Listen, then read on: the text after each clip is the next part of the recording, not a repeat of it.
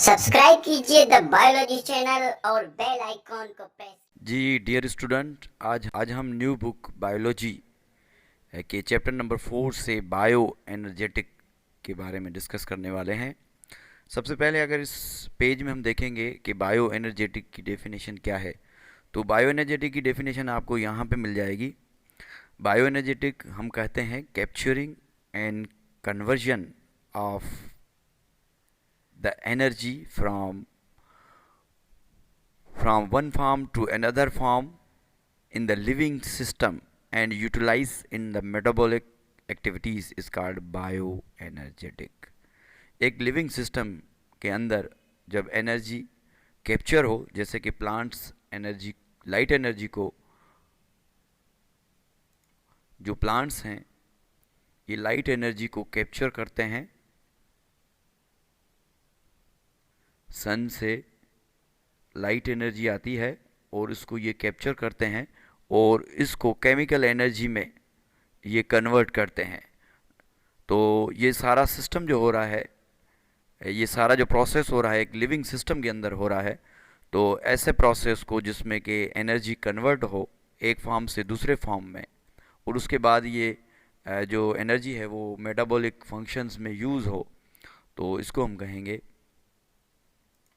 Bio energetic. आगे हम बात करेंगे कि ये जो एनर्जी की ट्रांसमिशंस हैं ये थर्मोडायनामिक के लॉ को ओबे करती है। थर्मोडायनामिक लॉ कहता है कि हम एनर्जी को ना जो है क्रिएट कर सकते हैं, ना उसको डिस्ट्रॉय कर सकते हैं, मगर एनर्जी को हम एक फॉर्म से दूसरे फॉर्म में कन्वर्ट कर सकते हैं। तो ये जो बायो एनर्जेटिक है, इसमें जो एनर्जी ट्रांसमिशन हो रही है वो ओबे कर रही होती है थर्मोडायनामिक के लॉ को। एक और डेफिनेशन यहाँ पे इन्होंने दी हुई है कि जो बायो एनर्जेटिक है एक क्वांटिटेटिव स्टडी है एनर्जी रिलेशनशिप और एनर्जी कन्वर्जन की एक लिविंग सिस्टम में। तो इसको हम बायो एनर्जेटिक कहेंगे। अब एनर्जी क्या है? Energy is a capacity to do work.